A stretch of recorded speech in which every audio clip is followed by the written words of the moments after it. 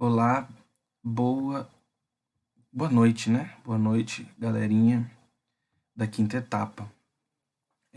Eu vou estar aqui fazendo uma rápida explicação da apostila para vocês. Pode ser que vocês já tenham respondido. Caso já tenham respondido, eu sugiro que vocês prestem atenção, né, na explicação assim mesmo e prestem atenção na explicação das atividades, que de repente a forma que eu estiver explicando ajuda você a corrigir, né, sua própria atividade, ver se o que você já tinha feito está correto, tudo bem? Então vamos lá. A apostila que foi para vocês, né, que eu programei para vocês, vem lá com o título Para que serve a história. A gente precisa entender, assim, muitos chegam na escola, né, e não entendem para que serve a história.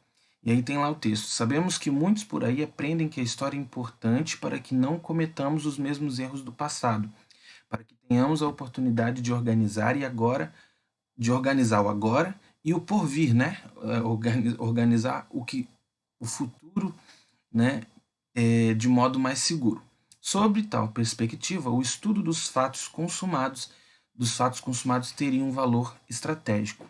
Em outras palavras, essa ideia sugere que a análise e a crítica do passado determinam o alcance de um futuro livre das mazelas que um dia nos afligiu. Ou seja, é você analisar, né? Essa análise, a história, o que é então? É você analisar uma sociedade num determinado tempo, fazer críticas sobre ela, né? Para que através dos acontecimentos, né? Que essa sociedade teve, a gente fazer um balanço do que estamos vivendo e talvez projetar situações futuras, né? É por isso que a gente fala que a história, muito, do que a gente muito viveu no passado, a gente consegue ver que muitas coisas têm se repetido na política, na sociedade, né? Muitas coisas vão se repetindo.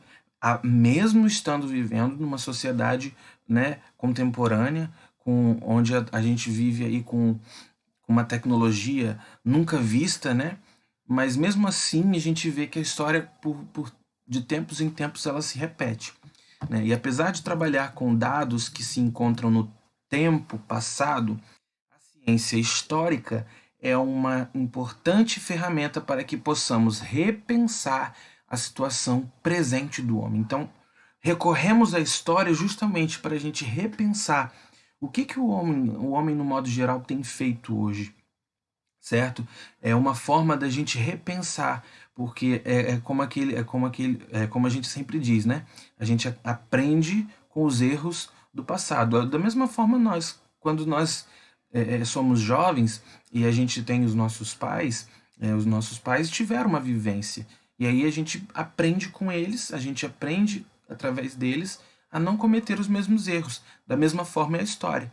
Hoje, por que a gente tem que estudar todas aquelas primeiras civilizações, todas aquelas histórias da Europa, as histórias, porque a gente precisa ter o conhecimento de mundo, conhecer como tudo isso se formou, aprender como que foi a evolução humana, a evolução social em todo o planeta e entender como que foram os erros, como que foram os acertos e trazer para a gente hoje. Trazer por quê? Porque às vezes talvez nós estamos cometendo o mesmo erro de alguém do passado. E aí é uma forma da gente talvez repensar sobre essa nossa ação e mudar e tentar traçar aí um novo resultado através disso. Então, sempre que nos voltamos àquilo que já foi feito, procuramos. Deixa eu aumentar aqui, eu esqueci de aumentar. Sempre que nos voltamos àquilo que já foi feito, procuramos informações e desdobramentos daquele ato em nosso tempo presente. De tal forma, tem grande importância na reflexão das experiências vividas. Como eu falei, a importância sobre refletir nas experiências que já vivemos e na obtenção de respostas que possam reorientar nossas ações e comportamentos, né? Respostas que a gente busca na história que pode mudar as nossas ações e os nossos comportamentos. A realização dos fatos históricos não acontece somente nas ações de grandes acontecimentos e personagens históricos. O que ele Está dizendo, às vezes a gente pensa que só é história quando a gente estuda, por exemplo, a história de um faraó, ou quando a gente estuda a história de um rei, de Dom Pedro I, que foi, né, o primeiro rei do Brasil, quando a gente estuda a história, talvez, de um presidente. Não é só isso. Ó, a realização dos fatos históricos pode acontecer pela ação de pessoas completamente desconhecidas ou por coletividades, né? A ação de uma sociedade. Existe alguém importante naquela sociedade, alguém reconhecida, alguém mundialmente famoso? Talvez não. Mas aí quando a gente estuda, por exemplo, os povos mesopotâmicos, né, que são os povos da antiga Iraque, não existe um povo, não existe uma pessoa lá que seja reconhecida até hoje, mas a gente aprende, né, através de ações coletivas. Então a história ela se faz não somente por personagens, mas ela se faz pela ação das pessoas, seja ela anônima, seja ela famosa. Tudo bem? Em um processo eleitoral, por exemplo, várias pessoas determinam a escolha de um governante através de uma ação individual. Né? Dessa forma, vemos que elas participam de um importante fato político sem que para isso tenham que ser reconhecidas ou responsáveis por uma ação de grande impacto. Aí o texto dá o exemplo do quê? Que quando você vai lá na urna votar, você está agindo de uma forma, né, de uma forma individual, mas contribuindo para um fato histórico, que é o que? A eleição de um presidente, a eleição de um prefeito. Isso é um fato histórico e foi contribuído por você. Você fez parte da história. Eu posso dizer que eu faço parte da história de presidente Kennedy? Eu posso dizer. Você também pode dizer. Eu posso dizer que eu faço parte da história do Brasil? Sim, porque você contribuiu para isso. Eu contribuí para isso. Tudo bem? O tempo cronológico, que é o tempo que a gente conta no relógio, trabalha com unidades de tempo constantes que buscam um padrão válido para um grande número de pessoas. Dessa forma, ao falarmos do tempo cronológico, faremos referência aos minutos, horas, dias, né? O tempo cronológico, então, é o que a gente conta no relógio, no calendário, né? Já o tempo histórico, a diferença. O que é o tempo cronológico? É o tempo que a gente conta no relógio. Ano passado, nos anos 50, nos anos 80, era a época, né, do rock e tal, nos anos 90, enfim. Falou de data, hora, um minuto, tempo cronológico. E quando a gente fala a respeito do tempo histórico? Ah lá, o tempo histórico tem uma forma de organização dinâmica que varia de acordo com as transformações mais significativas para uma sociedade. Nesse caso, vemos que cada povo tem autonomia para estabelecer a divisão do seu tempo histórico. Por exemplo, como que seria o tempo histórico? Nós vamos aprender a seguir que o tempo histórico ele é marcado não por data, mas ele é marcado por acontecimentos. Olha lá, ó. Os historiadores costumam dividir o tempo histórico da seguinte forma: pré-história, que vai do surgimento dos primeiros hominídeos. Vamos lá, deixa eu ver se eu consigo fazer aqui. Vamos fazer cá embaixo. Ó, é mais ou menos assim, ó. Deixa eu abaixar. Aí. Vamos lá. É mais ou menos assim. Ó, primeiro acontece a pré-história. Depois acontece a Idade Antiga. Depois acontece a Idade Média. Depois acontece a Idade Moderna. E por fim, a Idade Contemporânea. Deixa eu chegar um pouquinho para cá. Aí, vamos lá. Tá todo mundo vendo, né? Então vamos lá. Aqui na pré-história, ele é marcado pelo período.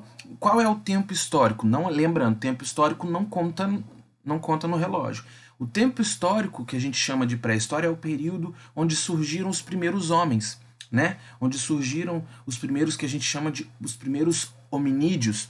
Dentro da pré-história, a gente divide o período da pré-história em dois períodos. Em período paleolítico, neolítico,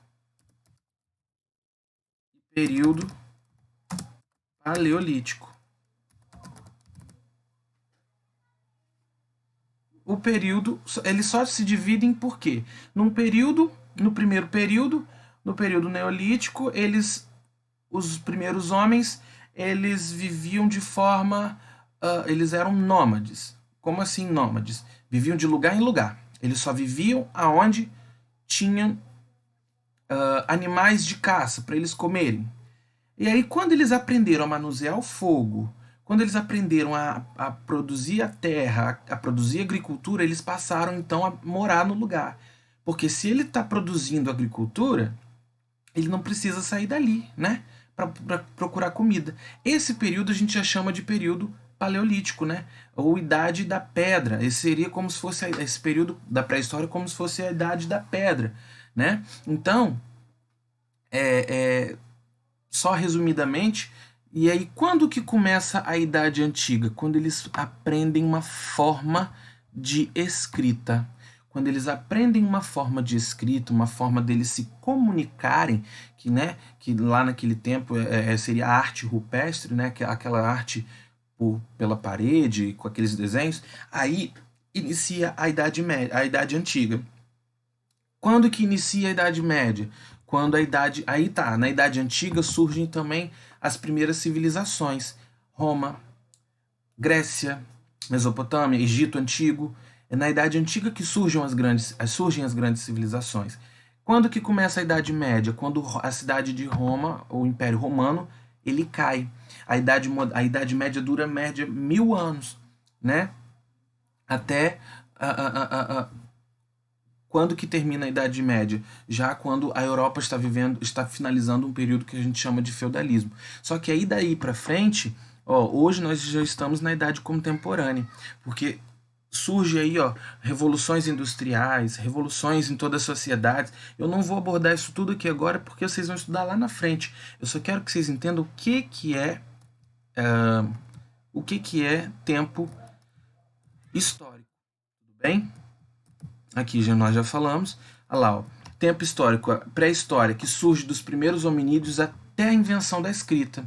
Depois vem a Idade Antiga, depois vem a Idade Média, depois vem a Idade Moderna e, por fim, a Idade Contemporânea, que vem até os dias atuais, como nós já falamos. A relação do historiador com o passado acontece através do trabalho com as chamadas fontes históricas. Todo objeto que o historiador, seja um livro, seja uma peça, um mapa, uma carta, uma fotografia, tudo que ajuda para a construção da história, a gente chama isso de fontes históricas. Essas fontes podem abarcar uma série de registros do passado, entre os quais podemos incluir o trabalho com documentos oficiais, relatórios, cartas, artefatos arqueológicos, mobiliário. Imagina você pegar vamos dizer assim, uma penteadeira do século XVIII que conta a história de quem usou talvez uma princesa do século XVIII. É um fato histórico, uma fonte histórica. As vestimentas, as obras artísticas, as fotografias, os relatos orais. Então, na medida em que reúne essas fontes, em que o historiador, através da investigação, ele reúne essas fontes, o historiador busca responder as questões que levantam sobre as mesmas. Quem usou essa roupa? De quem foi essa roupa? Em que contexto ela usou essa roupa? Qual era a cultura daquela época por usar aquele tipo de roupa? Um exemplo, entendeu? O anacronismo é toda a interpretação do passado realizada a partir dos valores e conceitos desenvolvidos no tempo presente. Muitas vezes, o anacronismo dificulta o trabalho com o passado por criar interpretações que não têm relação com o conjunto de valores e ideias da época trabalhada. Então, o que é o anacronismo? É a interpretação do passado Quando eu reúno essas fontes, eu tiro uma interpretação do passado, mas aí que tá. É uma interpretação correta? Talvez não. Eu não vivi. Por isso que está dizendo que esse anacronismo dificulta o trabalho com o passado, porque ele cria interpretações que às vezes pode não ser o que a interpretação correta, né, dos valores e das ideias da época.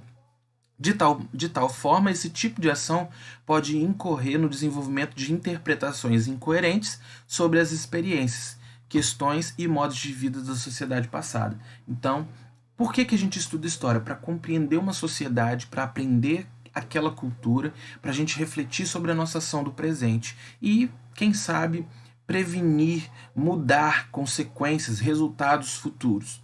Ok? Ficou claro isso daqui? E aí vem as atividades. Ó. A história é a área do conhecimento preocupada somente em estudar o passado? A história ela se preocupa somente em estudar o passado? Justifique. Leia o texto e responda. Será que a preocupação da história é só em estudar o passado? Ah, eu quero só aprender o passado. Questão 2. Os fatos históricos só podem ser reconhecidos nas ações dos grandes acontecimentos e personagens? Os fatos históricos só podem ser reconhecidos nas ações de um presidente, nas ações de um rei, nas ações, sei lá, de uma princesa, de uma rainha? É somente dos grandes personagens? Presta, lembra do que eu falei e escreva aí. Questão 3. Aí está aí pedindo para estabelecer a diferença existente entre o tempo cronológico e o tempo histórico. Eu falei, é só vocês responderem. O que o tempo cronológico eu conto como? O tempo histórico eu conto como? Coloca aí. E a número 4, aponte a divisão do tempo histórico, usualmente utilizado pelos historiadores e os demais estudantes dessa área do conhecimento. Então, na número 4, vocês vão escrever como que o tempo histórico é dividido. Eu dividi para vocês aí nesse vídeo. Questão número 5, explique de que forma o historiador tem condições de acessar o passado. Como que ele acessa o passado? Através do quê? Escreva aí. E número 6, o que é o anacronismo e como ele dificulta o trabalho com o passado. Super simples, tranquilo, ok? Qualquer dúvida vocês me chamam aí no WhatsApp.